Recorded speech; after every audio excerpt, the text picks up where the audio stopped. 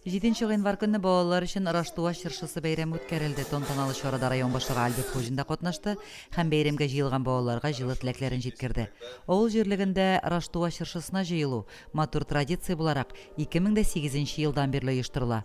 Район мәдәният йорты быел да балаларның шат авазларынан гөрләп торды. Это Рождество праздник веселый, богатый. Ждем ребятишек, отмечаем весело. Хочу поздравить уважаемых односельчан с праздником, с Рождеством Христовым. Хочу пожелать всем в этот день тепла, любви и благополучия. Ел сайын Раштуага балаларын, оныкларын алып шушы авылда туып үскән. Туган нигезләре шушы җирлектә булган авылдашлар кайта. Быел бәйрәм бүләкләре 200дән артык балага тапшырылды. Тәмле күчтәнәч пакетларын алуда авыл халкы ярдәм күрсәткән.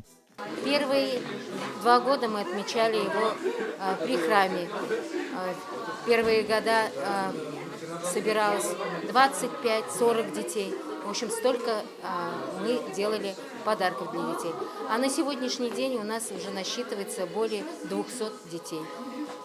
Очень нравится детям рождественская елка. Играют, поют, веселятся. Рождество – это самый светлый, загадочный православный праздник.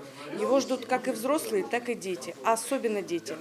В нашем сельском доме культуры проходит сначала театрализованное представление, а затем дети получают каждый подарки. Әлеге көн табигатьнең кояш торгынлыгыннан чыгып, елның җәйгә таба авышуына туры килә.